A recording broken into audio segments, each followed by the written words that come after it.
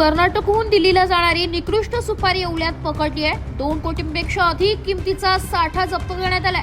कर्नाटकातून निकृष्ट दर्जाची सुपारी घेऊन दिल्लीच्या दिशेने निघालेले 2 ट्रक रात्री अन्न प्रशासनाने येवला टोल नाक्यावरून ताब्यात घेतलाय।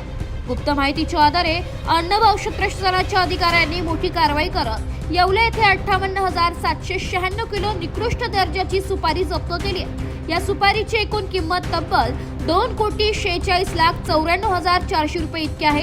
कर्नाटकहून ही सुपारी दिल्लीला पाठवली जाणार होती। प्रशासनाला मिळालेल्या गोपनीय माहितीनंतर दोन्ही संशयित गाड्या येवला येथे थांबवून तपासणी करण्यात आली। त्यामध्ये निकृष्ट दर्जाची सुपारी आढळून आली। संबंधित गाड्या नाशिक येथे आणण्यात आल्या असून पुढील तपास अन्न व औषध प्रशासन करीत आहे। अन्न प्रशासनाने या सुपारीचे नमुने तपासणीसाठी घेतले असून त्यांचा अहवाल आल्यानंतर पुढील कारवाई केली जाणार असल्याचे सहआयुक्त अन्न व न्याय निर्णय अधिकारी महेश चौधरी यांनी सांगितले। आपल्या प्रिमाइसेस मध्ये आपण 2 ट्रक पकडून आणलेले आहे। RJ14 GT 3496 आणि RJ14 GR 5917।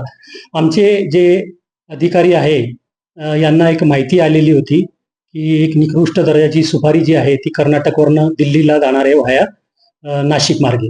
तथापि नाशिक मार्गे न येता येवला मार्गे ती सुपारी आली आणि येवल्यावरनं आमच्या अधिकाऱ्यांनी तिथं पाठलाग करून ती इथपर्यंत घेऊन आलेले आहे। या 2 ट्रकमध्ये जवळपास 58,796 किलोग्रॅम आणि 2,46,94,400 रुपयाची ही सुपारी संशयावरनं नमुने घेऊन जप्त करण्यात आलेली आहे।